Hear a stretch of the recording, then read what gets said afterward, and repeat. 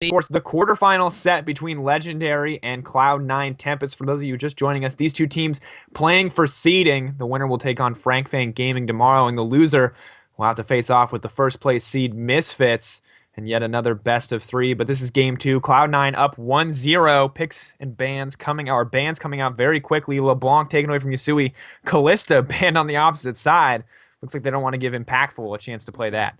Now, Callisto was first picked by Cloud9 Tempest last game, which just shows the priority that both of these teams are going to be able to put on it. So Cloud9 Tempest don't want that one being taken away from them now that they're on the red side. But I would be extremely surprised if a Rek'Sai gets through that pick ban phase from either one of these teams. It was almost 100% kill participation from Hard last game, and I think I want to say it was all but one kill. But the Rek'Sai pickup was definitely problematic for Legendary in the early game, whether it was the fact that he was living in their jungle or getting first blood for his mid lane and then counter ganking top lane at the same relatively soon afterwards. If it doesn't get banned out here by Legendary, I would sure hope that they pick that one up for Dardoch, so he has way more impact than that Nunu pick did last game.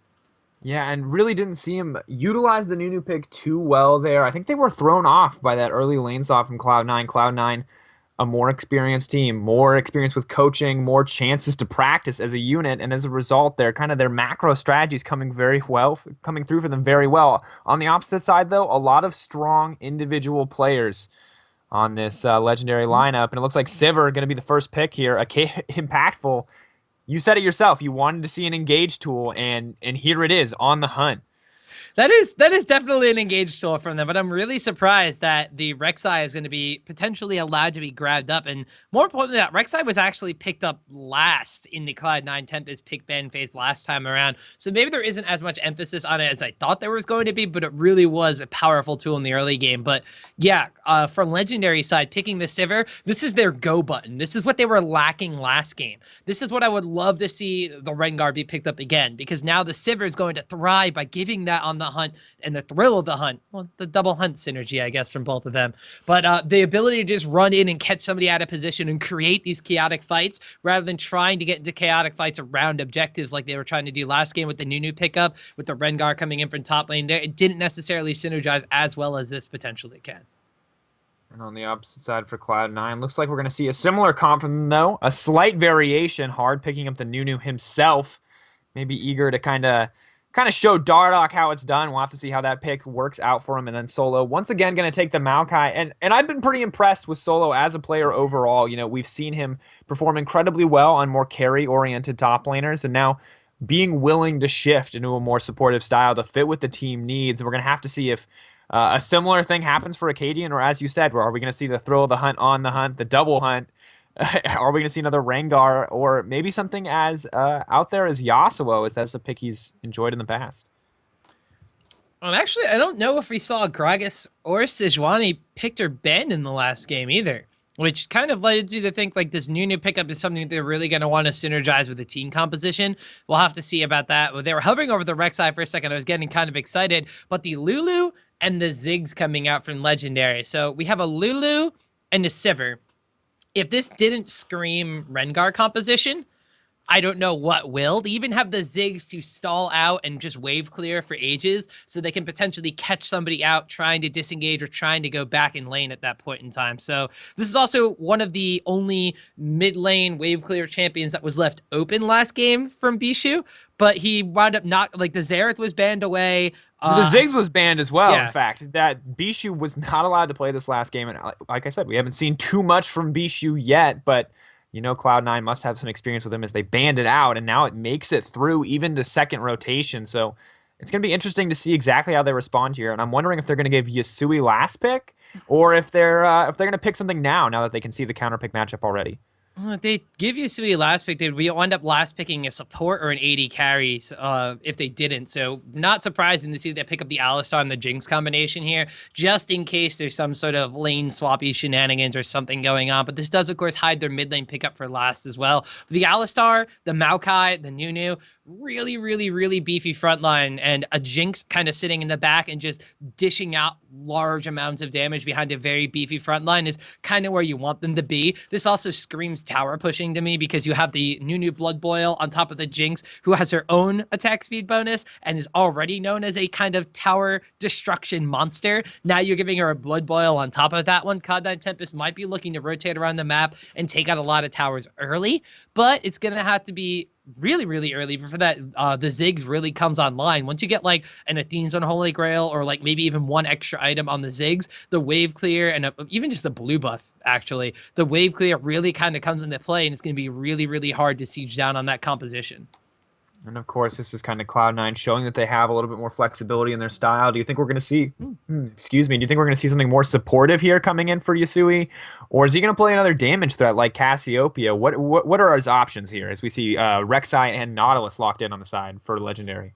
A later game, well, now they've locked in the Azir. So I was going to say a later game champion that can also kind of counter siege or just deal a lot of poke damage would be very, very powerful. The Xerath is something that came to mind, but the Azir kind of does the exact same thing. We saw that Bishu kind of wanted to do the same thing in last game's composition, but it didn't necessarily work out. And once again, now we see a two-pronged carry threat with the Nunu Blood Boil. You put it on the Azir, it's going to work great with the Sand Soldiers. You put it on the Jinx, it's going to go great because she's an AD carry and she likes auto-attacking things. So both of those pickups from Cloud9 Tempest are going to synergize well with the Nunu Blood Boil, and it also does a lot of damage to towers. You want it using the Sand Soldier on a tower, it chunks it down for a set amount of damage. So we see Cloud9 Tempest, it screams AoE towers, like tower sieging. Like, you're not going to want to really jump on a team that has a Nunu of the Absolute Zero and a Vengeful Maelstrom with an Alistar to kind of headbutt away your engagement tool, but I really do like the adaptation coming in from Legendary as well. They pick something up that's going to have a lot of wave clear so they can stall out game if they need to, and actually Acadian going to this Lulu pick up here, it's really going to be more about like the team kind of oriented fights with the more supportive style coming out from the Lulu top lane, as opposed to kind of like, let's put all our eggs in the engage Acadian basket.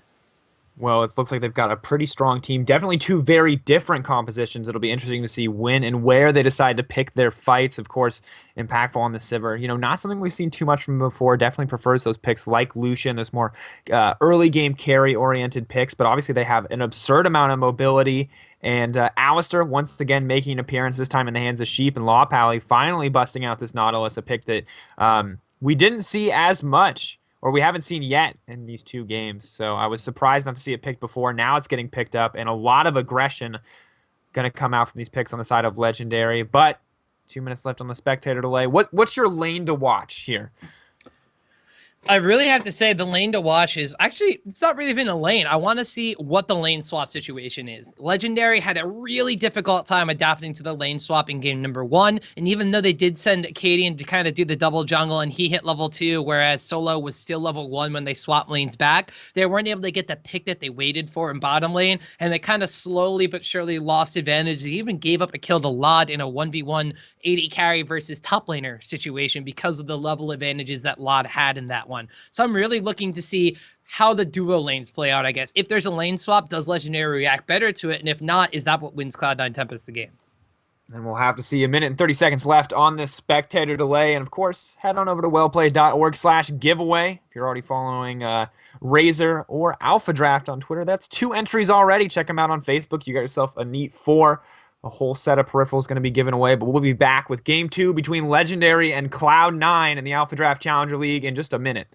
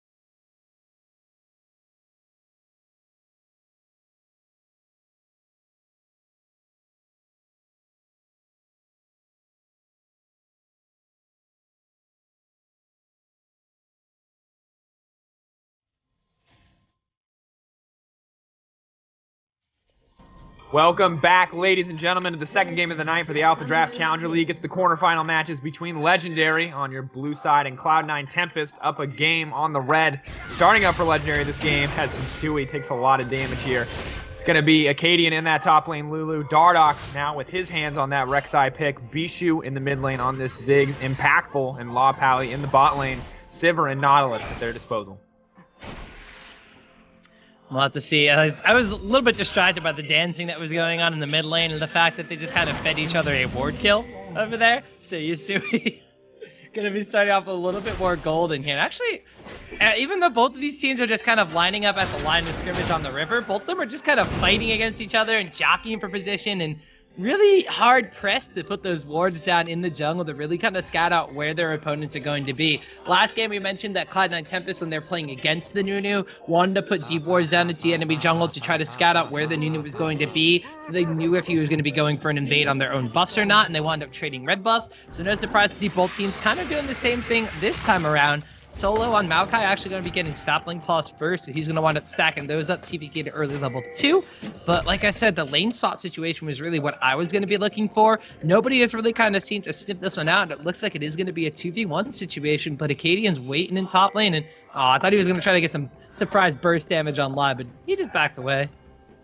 Going to be a tough lane for him to farm comfortably. Of course, we'll be able to trade with Wad here in these first couple of levels, but has to be careful as Sheep shows his face. Now the 2v1, and once again, Cloud9 wants to shut down Acadian and kind of deny Law Poly as well. And very easy for them to do so. Surprising that Legendary didn't necessarily adapt to this one. We'll have to see what Impactful can do with this extra experience damage. And in the mid lane, already a lot of trading. Bishu take a pretty substantial chunk out of Yasui's health bar there.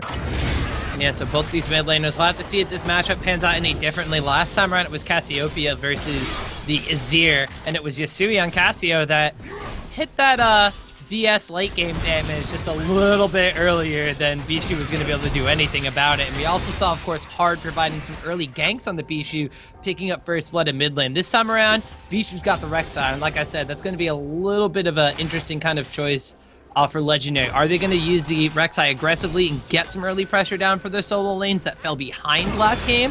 Or is it just going to be more about controlling the jungle like we saw Hard doing last time with the pick?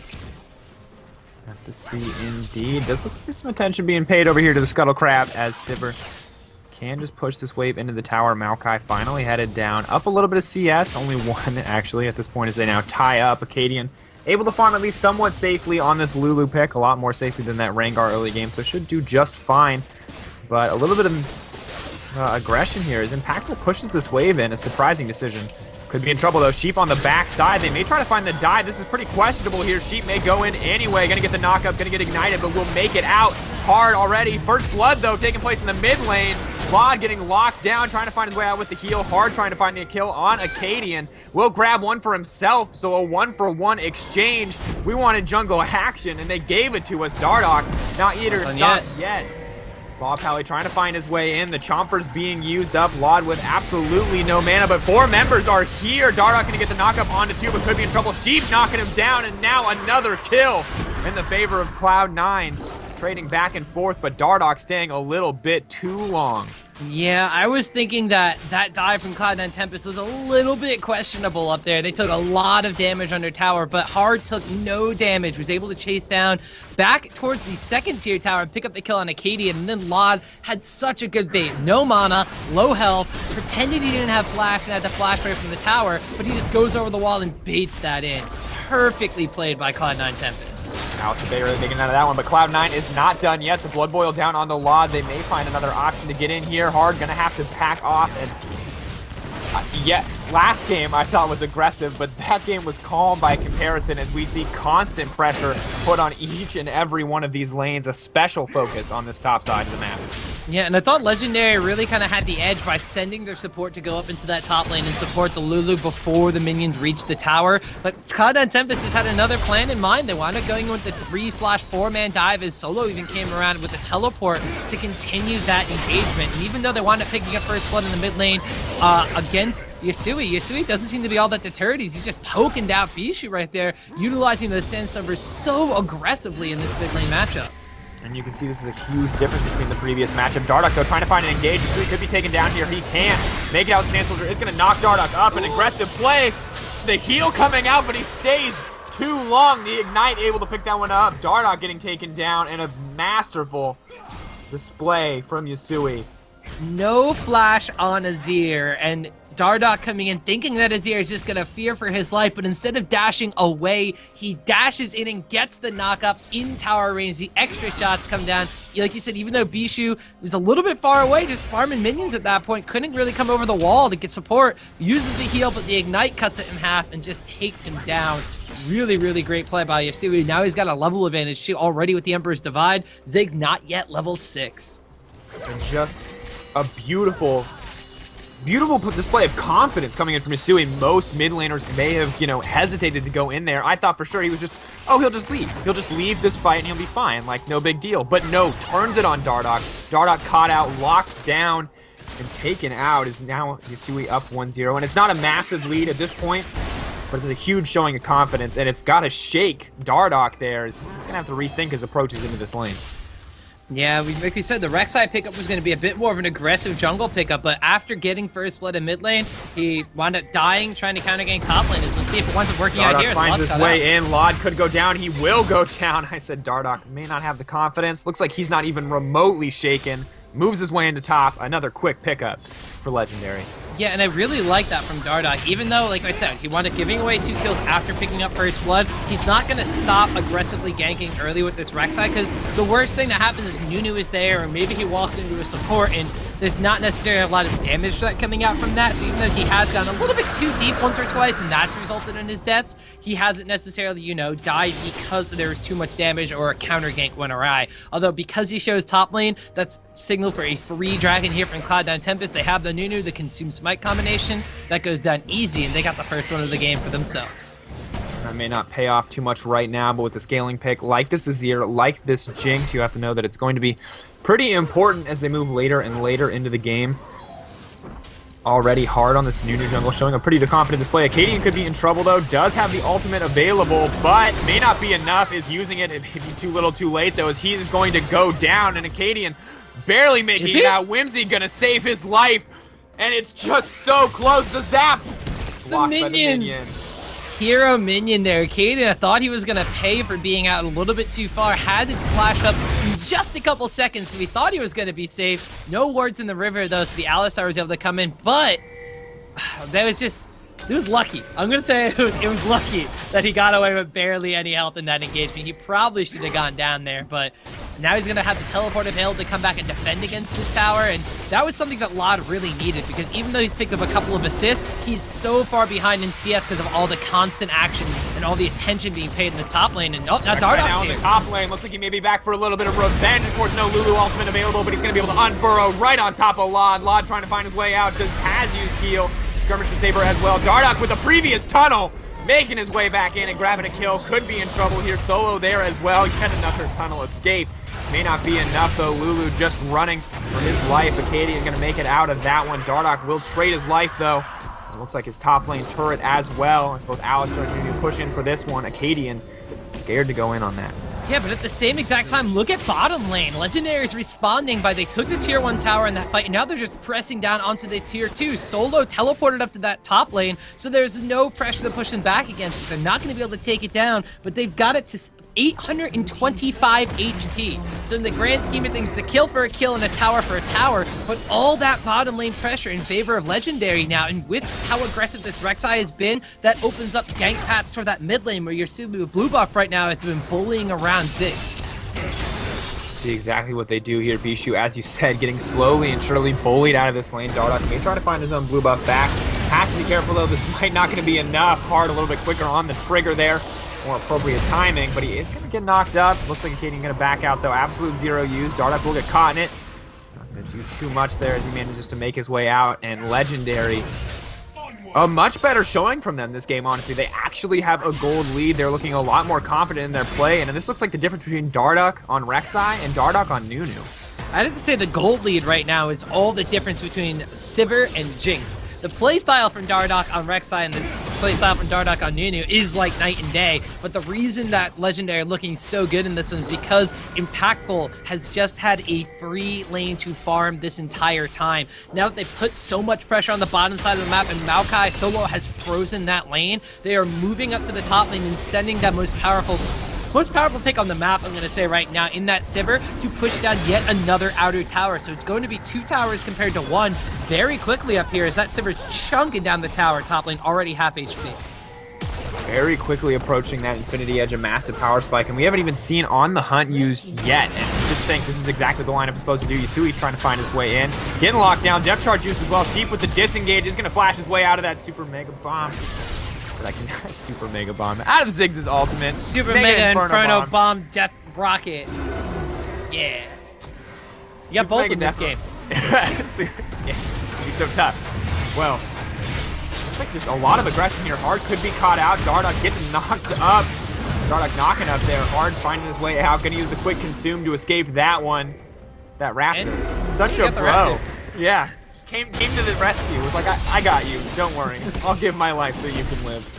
They are going to lose their red buff for that, though. So small advantages once again going in favor of Legendary. And like you said, they have a minor gold lead at this point in time. And we'll have to see if Sivir's going to wind up getting that Infinity Edge sometime soon. Doesn't quite look like it. Has gone back and picked up the Berserker's Greaves instead. Mid lane, middle tower is the only one left standing, and I really want to see when Legendary decide to make a move on that one. Dragon's also going to be up in about a minute. They have to know that this one was taken when Hard gained top lane last time around. They might have, they had to have seen the buff actually going down, so they know about when this timer is going to come up. They have some pink ward control on this river, so we'll have to see when they go and when they move to contest it. Going in on Hard, the flash, not bringing him in. The dredge line so strong. Hard trying to find his way out, challenging Smite, and a quick pop of the absolute zero. The dot is ticking, may find a way out yet. Law Pally waiting for the hook. Sheep eager to disengage their dredge line, available soon. The Chompers disengaging, and once again, Hard making it out with a sliver of life. The Prey Seeker not going to find home as Dardoch walks away once again empty-handed. Yeah, Hard just does not like dying, I guess. Last game is Rek'Sai, he didn't wind up dying, and now this Nunu pick he hasn't died on either, but in comes Yasui. Looks like Law Pally is going to be taking the turret though, so not too much loss as they turn this one around. That is going to be the Super Mega Death Rocket, and it will find a kill. The Mega Inferno Bomb on the backside doing a lot of damage. Vlog could be in trouble. Going to get out of there. Flame Chompers paying off dividends On the Hunt used as well. Bichu, though, trading his life for that one. Too much aggression on the side of Legendary. And despite their confidence, it looks like it will turn against them. A 2-for-1 exchange. Yasui going down. They will not find this mid lane turret. And that was just a little bit of disorganized chaos in that mid lane here. Cloud9 and Tempest went to defend against that tower because Legendary had the rotational play, but every member kind of trickled in at some different point in time. Like, we saw Yasui flashing in, or not even flashing in, but just coming in over the wall, putting down the Emperor's Divide before the rest of his team had got there. Had Maokai been there at the same time, they might have had a better cleanup, but at the same time, Legendary kind of had a member trickling in after 3 of them were sieging down. But the most important thing is going to be this dragon that both of these teams basically started fighting over the vision control for. Cloud9 and Tempest, they might actually be able to get this one right now. Lao Poly's the only one around the area. Hard is there with the Consume Smite combo. Looks like they are a little bit afraid of the Rek'Sai farm alarm, but that is going to be Dardoch coming in now to try to contest this. Mid lane looks like they're just zoning away Yasui right now. Death Charge being used as well. They are not going to get that one as Hard manages to smite that one away yet again. A lot of cooldowns burned on the mid lane as well. Dardoch trying to move in here. Has to back off though. Help picks. Stopping a lot of that damage, but it looks like Laud Powling. They try to find an engage from the side. Laud no longer scared, pushes in here, has yet to finish the Infinity Edge, but still doing a decent chunk of damage. Sivir able to pick up that mid lane turret, and it's absolute chaos. But it does look like it's going to favor Legendary, as they are going to be able to pick up this blue buff as well as that mid lane turret, giving that one on over to Bichu. Hard just makes these things look easy. I don't think he's lost a Smite battle or a Consume versus Smite battle yet in this game. He's stolen away buffs, he's stolen away Raptors, and he made sure to secure the Dragon in that circumstance too. But after that little bit of a tussle by the Dragon Pit, Cloud9 and Tempest do have to disengage. They are way more powerful, as we said before. If they trickle in, they wind up dying. If they stay together and fight as like a 2 to 5 man team, then they're going to be a little bit more powerful. But Legendary on the hunt. Burn, Maokai on the top side taking his tower. He does have teleport. He could be coming in. It looks like Law Pally tanking so much damage. Will go down though. Jinx on the backside flashing out of that ultimate. gonna be safe. Yasui eager to find something back, but they're still just trading back and forth on these turrets. Overall, though, a pretty substantial lead in favor of Legendary, and Maokai doesn't even teleport to the fight, more than content to pick up that turret for himself. And while Cloud9 Tempest has been getting small advantages across the map, one of the things they haven't been able to equate with equal advantage is the fact that the Sivir is massive right now. Hasn't even picked up an Infinity Edge, and we were seeing them take a tier 2 bottom tower and threaten a dive on an inhibitor tower at 15.5 minutes into this game. Nobody has completed a really big item yet. Athene's and Holy Grail is the biggest item on the map right now, besides maybe the ever favorite Cinderholt coming out from both of these junglers, but this is just so quick and so aggressive coming out from Legendary. They're not letting Cloud9 Tempest kind of set up their game plan like they did last time around. They punished them harder for the lane swap. They didn't let LoD sit there and stay safe, and even though C9T put so much of their resources into that top lane, trying to give LoD a safe lane, trying to get them to knock down the tower first, Legendary prevented them from doing that, and in doing so, they have the superior AD carry this time around, and they have that go button that they were looking for that they were missing from last game. And you talked about how crucial that can be, and we saw how effective and how lethal this team comp can be when On the Hunt is used. Of course, Sivir has now finished that Infinity Edge, as well as picked up a few more items. Jinx now has the goal to finish it herself, but won't be able to finish up those Berserker's Greaves or buy any other pieces.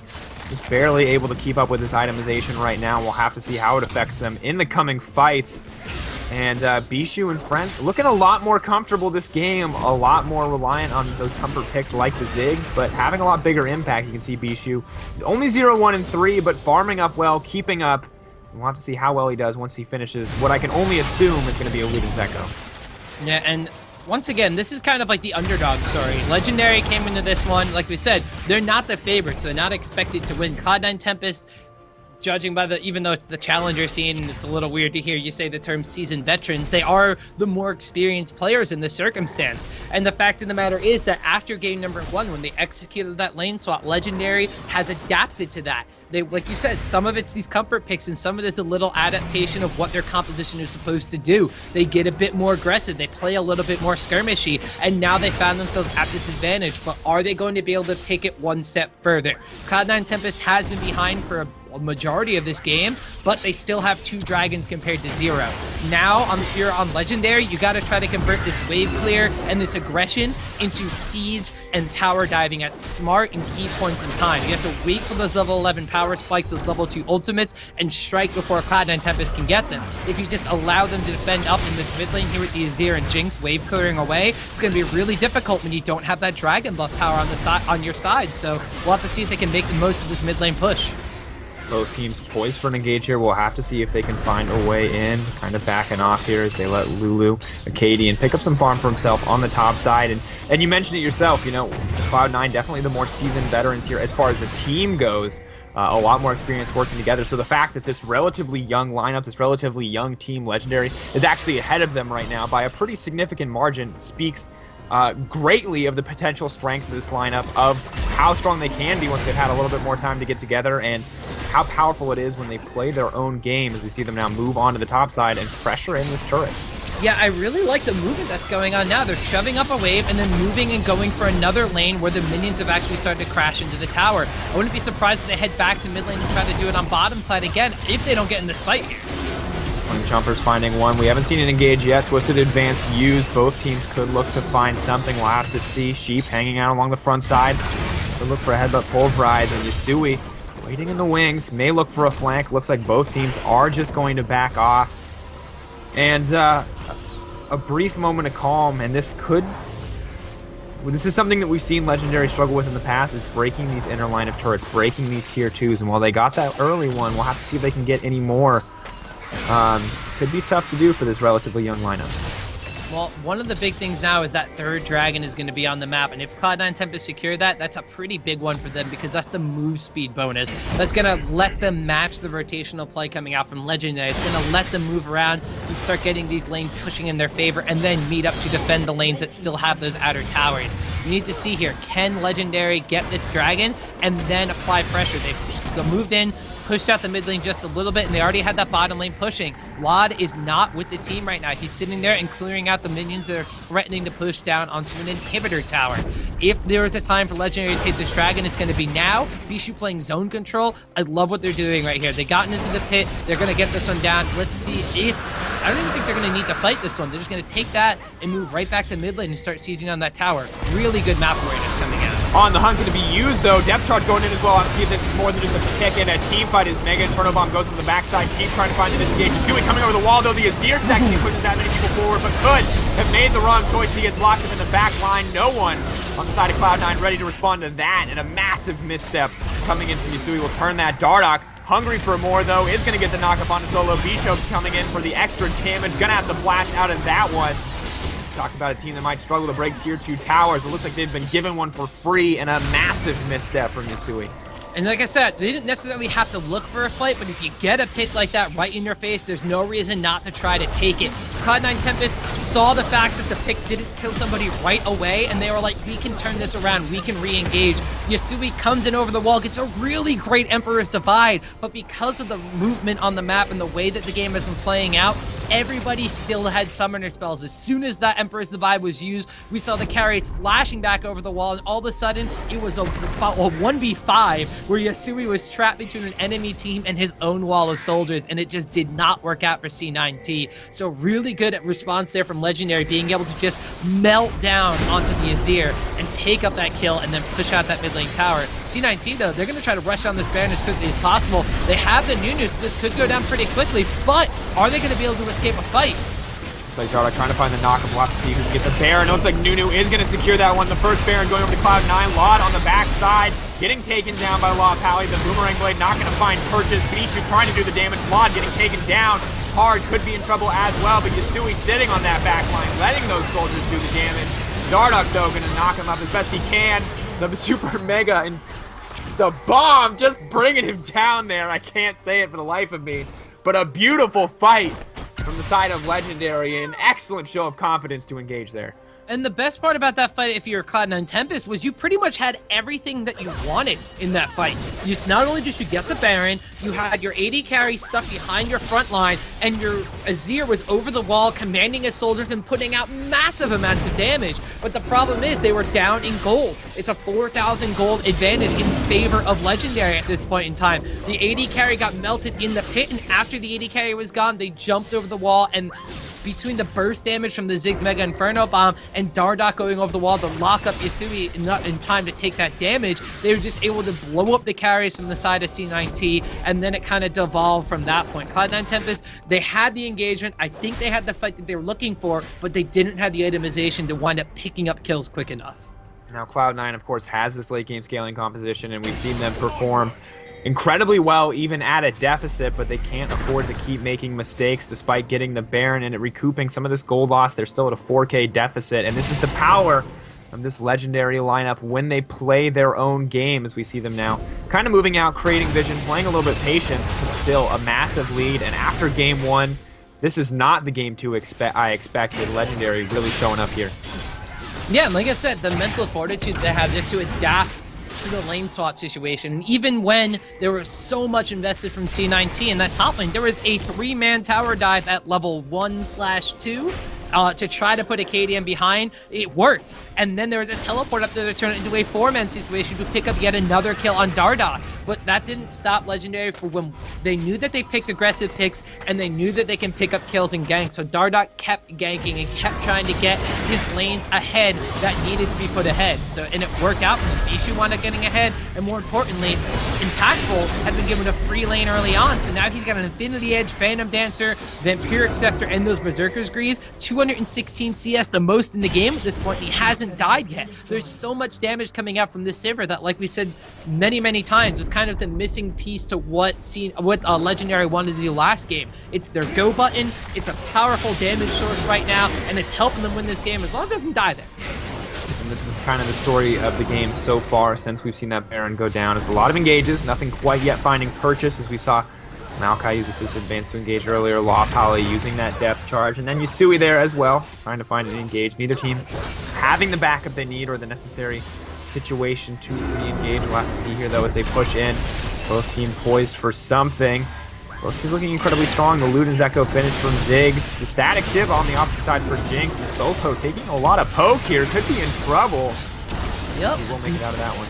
And this is what happens when you have a wave-clearing mid laner that gets an advantage. He turns into a sieging mid laner. So Bishu continuously throwing out these bombs now with that Ludens Echo completed. Like we said, when Ziggs gets the Fiends and then one extra item, he becomes a siege champion instead of just a wave-clear champion. The blue buff as well. And it looks like he's going to get a refresh by taking away the one from Cloud9 Tempest. Dragon's going to be up in about 45 seconds. The lanes are pushing towards C9T's base. Right now, things are looking great for Legendary, but Cloud9 Tempest, they still have a window of opportunity. If they're able to catch this third dragon, if they're able to get a favorable fight, pushing them into the pit using the Emperor's Divide and hitting them with an absolute zero is going to be crucial. If LOD can stay alive, he now has two powerful items for a Jinx that's going to be able to dish out a lot of damage. So if you're Legendary, you need to keep pushing these lanes out. You need to keep taking those favorable engages and not getting into the straight up 5v5 team fights. It worked for them last dragon fight. Let's see if they can make something happen. Going in on a solo here. They are going to lock him down with those staggering blows as well as the knockup, but Dardoch may have stayed a little bit too long as he's getting taken down. Yasui doing so much damage. Super Mega Death Rocket on the back side. Solo in the back line. Hard channeling the absolute zero. He will find at least one. Bishu locked up as well, flashing out, but Solo giving his life for that. Acadian dropping as well as Vlad and Yasui finally free to deal damage from the back lines. They're able to tear through the tankier members of this Legendary lineup and turn their sights towards Dragon. So Cloud9 Tempest got the fight that they were looking for. It was a full-on 5v5, and more importantly, it was engaged upon by the team that has been poking them down rather than going for a straight-up engagement. So Cloud9 Tempest, that was the fight they thrive in. That was what we were just saying that Legendary wanted to avoid. And they engaged it themselves. Dardoch maybe being a little bit too aggressive with his Rek'Sai. He engages down on one of the tanks. And Solo at this point in time with the Righteous Glory hasn't really completed a secondary tank item, but has armor and magic resistance. So he's able to sit through the Vengeful Maelstrom and zone away the carries from the side of Legendary. They're peeling backwards, the tanks are going forwards, and C9T with their carries left untouched or just safe at that point in time are able to dish out the damage and take that fight. This is kind of the power of this lineup. They have the Blood Boiled, the Jinx, and the Azir to take full advantage of that. Seeing them start to use it now as these carries start to scale up. Jinx still in 2 items, has finished the Bilgewater Cutlass, so on the way to the Blade of the Rune King, and obviously for Yasui as well, the Death Cap and the Unholy Grail. Looks like he's working on that Void Staff as well, so slowly and steadily gaining power. And we talked about how strong this lane or this team would be in the late game. Now there's a lot of pressure on Legendary as the golds are starting to even out, only about a 3k lead in their favor. They got to make some plays here before they get outscaled. Yeah, and that's one of the things you have to kind of keep in mind. The BS late game Azir damage and the BS late game Jinx damage are things you have to be afraid of if you're on the side of Legendary. Yeah, you have the Ziggs to wave clear and siege. You do have the Saber to really force and engage it if you want to go for that, but they've been thriving so much by picking off a member and then getting into a poke war, poking people down and then catching the member that's been hit by one too many Ziggs bombs or one too many ricochets coming out from Sivir. You need to kind of get yourselves in those favorable engagements. If you wind up going into a full-on 5v5 brawl, it's going to end like the other one did. If the Emperor's Divide goes off to protect the carries, if Jinx is able to get excited off of one reset in a fight, they're going to tear through some of the squishier members on the side of Legendary. And now it's Cloud9 Tempest. After that fight, the momentum's in their favor. We see Legendary not necessarily as coordinated as they were for the first 25 minutes of this game. They are waiting until Bishu gets his blue buff, and now with that on, we'll see if the siege and the poke war starts again. We'll have to see exactly what they can do. Bishu, of course, formerly a member of this Cloud9 lineup, should know at least kind of how this organization functions as far as team structure goes. May have deeper insight into their strategies. Could, in theory, use that to advantage. Obviously, it's been a long time, so maybe a bit of a stretch, but they need to find some kind of advantage, and obviously it looks like they're struggling as we approach this mid-game. They're clearing out their own jungle, clearing out some Baron Vision as well, but so much more confidence from Cloud9 here. Yasui stepping so far forward, but doing so much damage as well. One of the things, if you are on Legendary, I'm a little concerned about is the fact that you don't necessarily have a dedicated tank. Yes, you have a Cinderhulk Rek'Sai who is now just itemizing for a random Wind Omen, but the fact of the matter is, a Void Staff on the Azir is going to rip through the Locket of the Iron Solari magic resistance that you picked up for your team. There's a double Athenes and Holy Grail, so they're not necessarily as worried about maybe Yasui packing a punch, but there's no armor coming out yet, and LOD hasn't even had to go for a Last Whisper because of this. He's gone straight towards a Blade of the Rune King, which is going to give massive amounts of percentage HP damage on the Cinderhulk Rek'Sai, which is going to be stacking HP and multiplying that value, and thus for taking more damage. The Nautilus support, who is tanky, has a lot of HP from this Righteous Glory, but doesn't necessarily have any armor to back it up. Even the Lulu ultimate, the Wild Growth, just being able to give someone a straight HP bonus, Jinx is going to be dealing a lot of damage to that. So like I said, these 5v5 engagements, Cloud9 Tempest still has a window of opportunity to take one of those fights and turn it around. Cloud9 looking pretty confident as they move forward. Bishu and the rest of Legendary stepping up to the top side. This is going to be the battleground if they try to fight here. Yasui using those soldiers to spot out that ward. The temporary turret going to drop down in the mid lane. Baron, of course, still on the table. Dragon up in about 2 minutes now. They're going to back off, and Dragon going to be a pretty substantial point of contention. We have Legendary can't really afford to give up 4th Dragon. Of course, 4th Dragon, not the most crucial, but getting closer to 5th Dragon, giving C9 that functionally just the free win condition that is 5th Dragon is incredibly dangerous. Bonus damage to Manchas and minions doesn't sound like the biggest thing in the world, but it will help against this weave clear coming out from Ziggs. Being able to clear out his minions as quick as he's clearing out yours. And the re-engage coming in as Solo tries to find the fight. Righteous Glory used earlier on the hunt, used as well. Solo tanking for no one as Dardoch and Law Pally are fighting. Finally, Law Pally will go down. Dardoch will drop as well. And there's so much damage coming in from Yasui. Impactful. Not going to drop himself. Will take out Yasui. Acadian could be in trouble. The Jinx is still up. Law is still available to do damage, but they have to be careful as Bishu and Acadian, these dual AP threats, are so eager to find one more. A 2-for-2 exchange. Cloud9 Tempest kited into the area by the river by Baron Pit there, and that was so good because they forced a localized fight where the AoE ultimates and the Emperor's Divide could be used, but Legendary were backing away as soon as they realized that it was going to be a losing fight. We saw Azir flashing forward, using the Emperor's Divide, hoping to pick up a kill on Sivir, and Impactful barely surviving through that one. I believe the Rune King definitely helped out there. If Yasui had not flashed forward and just used that Emperor's Divide as the disengage, Cloud9 Tempest might have been able to take a 2-for-1 trade in their favor and then force the issue, but still, it's not a bad fight for them. Not only did they wind up going even with the team that is ahead of them, but more importantly, all of the carries are still going to be up. Right now, they have their sight stones alive to get control of this dragon area to get that 4th dragon for themselves. Of course, now Sivir able to finish up that last Whisper as well. It means that Solo may find it a little bit tougher to survive in that last fight. You saw him taking so much damage, and this looks like a repeat of last game, but reversed, as now we see an immense amount of confidence from Legendary as they move for this Baron. Yasui and the rest of his team on the way. We haven't seen Hard miss a smite yet, and he is hungry and headed into the pit.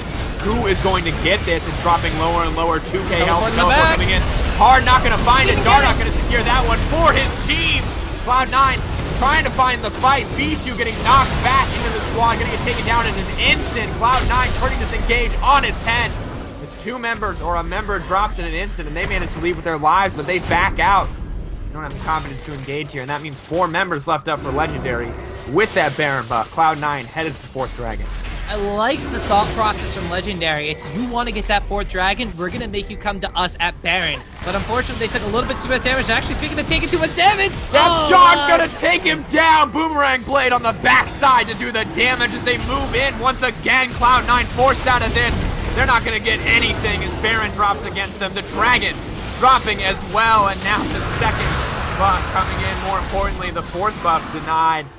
And Legendary living up to their names in these engagements as they now push their gold lead up to a 6K advantage 30 minutes in. And Sivir is so huge, being able to rip through anybody right now on C9T's roster. And I said I like the play from Legendary. Maybe the execution, they could have peeled off the Baron. They could have tried to do something. They could have had somebody go over the wall and contest Yasui. They wound up losing Bishu. And because they lost their wave clear and got the shutdown, C9T thought that it was safe, but Sivir is the threat they really have to worry about. So now they're going for a dive. Diving this inhibitor tower, Solo on the front side. Dardoch going to make it out. Super Mega Death Rocket not going to find purchase. Law Pally dropping 1 and 2.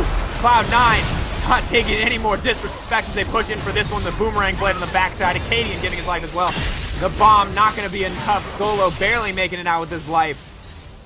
And Cloud9, despite losing out so much there, come back with confidence, stop that inhibitor from going down, and now turn their sights as they counter push down the mid lane.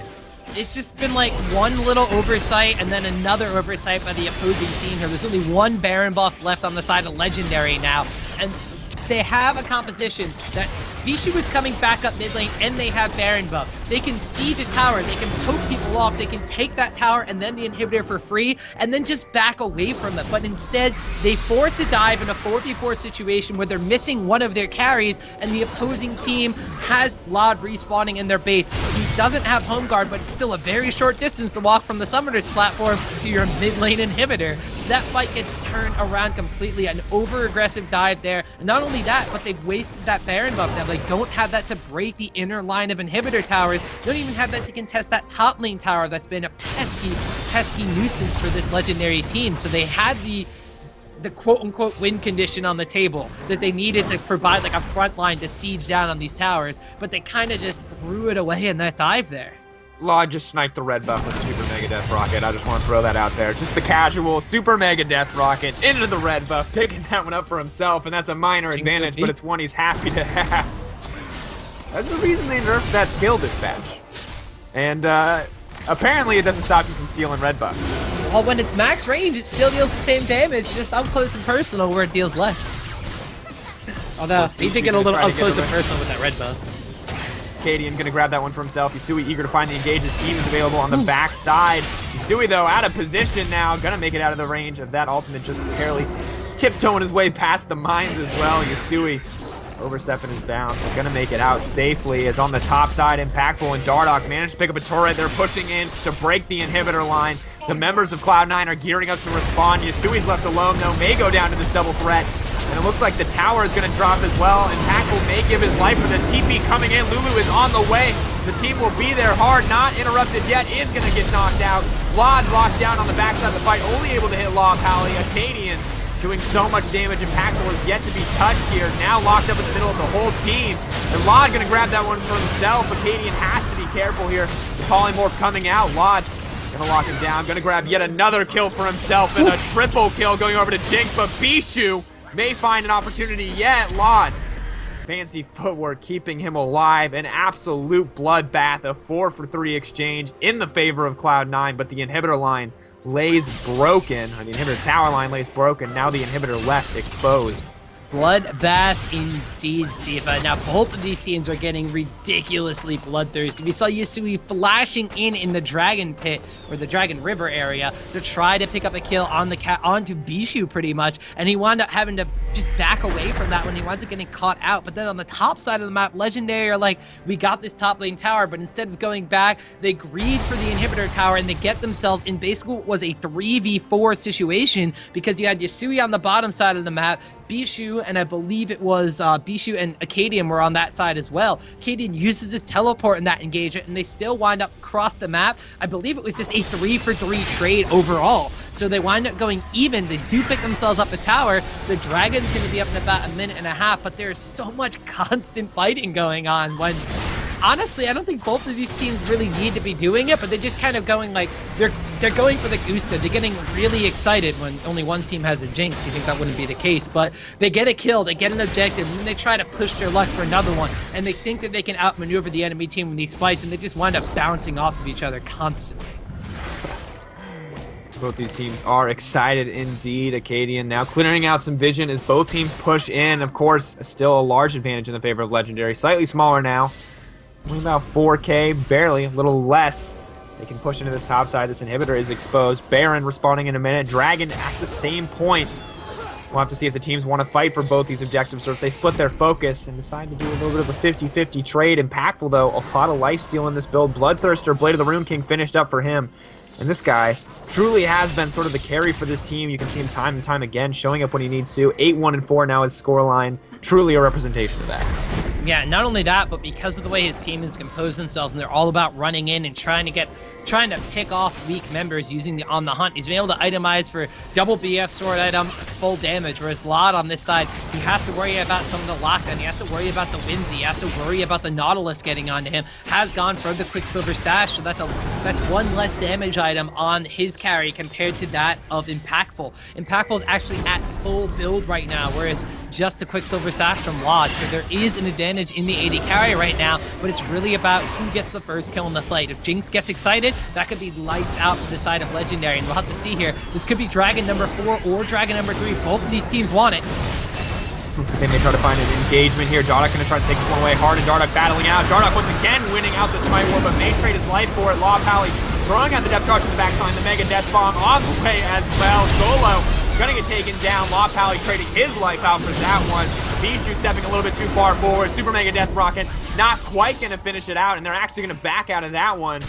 Both sides dropping a player, but the Dragon now in the favor of Legendary. Dardoch suffered so much early, but now looks so confident on those smites. Ooh, they're gonna try to bait the Baron here.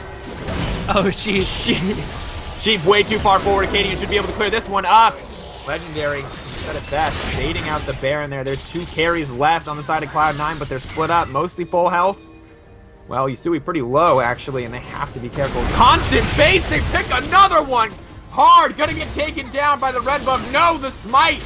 Restoring health, but he will still go down.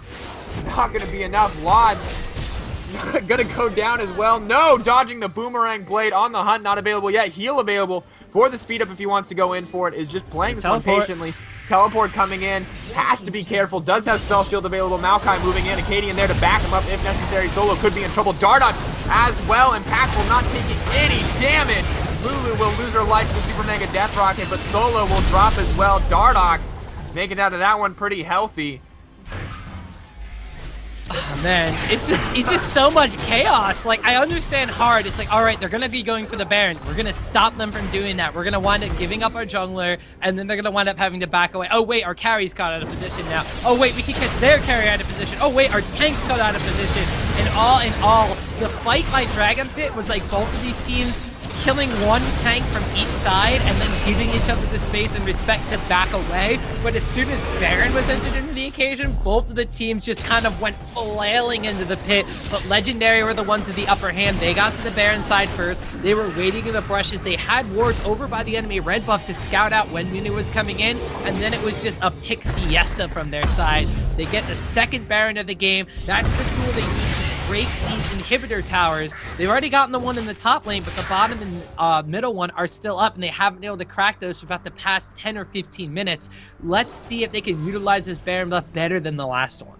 And the minions themselves seem eager to continue that fiesta, as you so put it, as we saw a massive creep wave on the top side, almost taking down that inhibitor. Jinx, of course, able to stop out that push, and on the bottom side as well, the turret dropping down to about 1/3 health. Looks like they may try to find a pick onto Hard here. Hard overstaying his welcome in that jungle. The Raptors turning against him as they helped him out so much earlier. He will make it out safely. Almost another pick, and you're right, bloodthirsty. This Legendary lineup, hungry for something. They have the cannon creep. It's got the extra range. They can just sit on top of this if they want to. Yeah, I mean, they really don't have to do anything. It's on Cloud9 Tempest to make a move. They can get all 3 of these lanes pushing, and they can threaten to rotate towards that top lane exposed inhibitor. And even if they don't at that point, Cloud9 Tempest needs to send people up there to clear those minion waves away, as, well, it wouldn't be a challenging scene game that I'm casting without a pause, of course. So while this pause is going, I mean, Cloud9 obviously struggling in this game. They're down 7K, about 8K. What do they need to do as a team to get back in this? So Cloud9 Tempest, like I said, they have 2 things on their side that the side of Legendary doesn't necessarily have, and that is 2 late game carries that deal ridiculous amounts of late game damage. The Jinx is one, actually sold the QSS, didn't need the magic resistance to be active at this point, and instead has gone straight for the Bloodthirster. So now that's a full item Jinx with a Bloodthirster in addition to Blade of the Rain King, pretty much matching the same power that Sivir has. They also have the Azir, who even though he's died a lot in this game, still has that late game damage potential. Double Needles to large rod item and the Void Staff to really start dealing ridiculous amounts of damage. But they need to not get poked down by Ziggs. They need to turn an engagement on the hunt. If they're going to get dove, if they're going to get jumped on, they need to turn it around with Absolute Zero and Emperor's Divide, not try to force their own engagement. And this tower is dropping lower and lower, and we're seeing it now as Bijou starts to poke down these lineups as expected. Impactful, a little strain a little bit far forward there, but not going to lose too much. That tower very close to dropping. Dardoch with a minion crew of his own taking down the mid lane. The split of focus is paying off pretty well so far as Yusui almost drops. Big Inferno Bomb, not up quite yet, but Bichu could be in trouble. Has to flash out of that one. Rocket on the backside, not going to do too much. Everything Legendary need to on press a knife's this advantage. edge. There's no home guard on Yasui. He had to walk all the way back to Fountain. He's taken a long time to get back. They could have threatened this inhibitor. They do get the tower still, though, but I think they could have pressed that advantage a little bit harder, but Dardoch's moving towards top lane. They got to be careful now. They're split. This is going to be a 5v4. Of course, no AD, though, may have trouble pushing those waves, but both teams poised for the engage. There are 2 open inhibitors on the side of Cloud9. Dragon is up in 1 minute and 30 seconds, and they need to make a decision. They do not have the luxury of waiting for these objectives to drop, of waiting for an engage on the opposite side, as these Baron buff minions provide so much pressure. Yasui doing his best to alleviate that with Shurima's Legacy, that Sun Disc turret coming up to stop the great push from those Baron buffed minions. Of course, Baron buff finally falling off means they're going to have a little bit of a reprieve, but only for a few more minutes. Dragon on the way, Baron not too far behind. Yeah, and we'll have to see if Dragon kind of baits one of these teams out or not. I don't know if Cloud9 Tempest, like, they want to get a full 5v5 fight, but I don't know if they can go into the jungle and into the Dragon Pit if Legendary is going to be the one that's setting up vision around the area. They really don't right now. They have vision in the blue side jungle of Cloud9 Tempest, which is as far as C9T has been able to put wards out for themselves. But if they establish control of that Dragon Pit area, I don't know if C9T are wise to take a fight against a Baron buffed up, or was recently Baron buffed up until now, aside from Legendary, that it is going to be able to get the jump on them like they did around Baron Pit. Both teams backing off. Jinx and Maokai still on the top side, clearing out the waves. Lod has to be careful moving into this jungle. Does spot out Dardoch. Dardoch taking a lot of damage here. Won't make it out of that one with his life, but they may give up Dragon Fort in the process. Only 10 seconds left till this respawns. Once again, though, Hard still alive and healthy. Dardoch on the way down as well. These two have been going toe-to-toe in the Smite battles, eager to get this objective. And of course, 4th Dragon, it's pretty important, as you said. The minion and monster buff damage means taking Baron will be so much easier if they can't secure this, and it looks like it's going to go down uncontested. Pick up 4th Dragon, and now every time a dragon spawns, Cloud9 is going to have to fight. Yeah, Legendary have set themselves up for a great way to kind of push in and win the game. The Baron buff is going to be up in about 2.5 minutes, maybe a little bit more or less based off the timers in the game. But that 5th Dragon is going to be a point of contention. Even if they can't crack the inner workings of the base with another Baron buff, they can fall back on that one. And like I said, Cloud9 Tempest will have to engage on that one. But C9T, they are biding as much time as possible. Not only are they pushing the waves out right now, but they sat back and they farmed up all of those minions and given it away to the people that needed to really complete their item builds. Right now, if you look at Solo, one of the tankiest guys in the team, Frozen Heart has been completed. Spirit Visage is there. He's had the Righteous Glory for a while. Still needs a little bit more gold to cap off his build. He has a Negatron Cloak, and he has an additional Giant Spell. I'm assuming it might go towards something like a Randuin, so he can get on the back line and really reduce the mobility from this Legendary lineup. But they have to be oh so careful about where they're going to fight. I don't even know if they can really contest the Baron unless they're going to be able to do the poke over the wall from the Jinx and Azir combo like they did the first time. Yasui just continuously getting poked out by Bichu here, and we're starting to see exactly why they banned this pick away from him. We talk about Yasui really being this late game hyper carry with Azir, similar to Lod, but Bichu, I mean, the Zig's burst damage is just through the roof right now. You can see him clear entire waves with a single combo, and to almost take out all of Yasui's health bar with just a single bouncing bomb, so have to be careful about how they fight this, but if they can find a way in, there's just so much raw power on this Cloud9 lineup. They really have to be aware of where Impactful is going to be in these fights. He's picked up a double Phantom Dancer instead of going for boots in this one, so he has a 90% crit chance right now. So tanks are not going to be very tanky when they're fighting Impactful. If they catch anybody, if they dive on anybody, it has to be Impactful. They've been going for Bishu, so the AoE damage is not there, but Bishu's bombs aren't going to matter if Impactful is going to be critting for almost 1,000 damage on some of the squishier targets on their team. If Impactful gets one crit off on Jinx or on Azir, it could be lights out for the C9T roster, so they need to find a perfect engage at this point. They've been down almost 8,000 to 10,000 gold for a large majority of this game, and with Baron now spawning on the map, they have to be very careful about not walking into a bad engagement, because that's the end of this game. Acadians still pushing on the bottom side of this map means that this Legendary lineup can have to be even more careful as Cloud9 suddenly very confident push down, and that single bouncing bomb ripping through the entire shield of Bloodthirster shield, as well as a large chunk of Law's health bar, able to heal up a little bit of that pretty darn quickly. Actually, a ton of lifesteal on both of these started carries. the Baron. See if they get it on the hunt. Is been used. We'll have to see who can get engaged. The Chomper Sheep into the backside, and maybe too little too late is going to use the Unbreakable Will. Dardoch fighting with the rest of the team. Law, you get to find a way in. Depth Charge used as well. Law Pally trying to lock him down. Sheep going down. Impactful going to take down Solo in just a second. The Rocket not enough. Dardoch absolutely destroying Yasui as Impactful and the rest of the team move in. And this looks like GG now. As surely Legendary can end the game. They're pushing in on the top side. 60-second death timers. GG being called. They're pushing in. We'll have to see. It looks like Cloud9 gonna let them end it, but beautiful team fight from Legendary. They wanted to prove themselves, and in that engage, they did. Questionable, if at best, Baron call from C9T. It looked like they weren't on the same page. Nunu went to start it and stopped his consume. Then Jinx auto-attacked the Baron. Yasui used his soldier and his E to dash out of Baron pit because he was taking Baron damage. Because of that, there was no damage to the front line of Legendary. There's no damage on the Sivir, more importantly, and they ripped through the line. And because Azir had to use his abilities to run away, the Emperor's Divide came in after his front line had crumbled. He used it to try to survive, and it didn't work. The damage from Cloud9 Tempest, not there in that fight, and Legendary taking it to a game number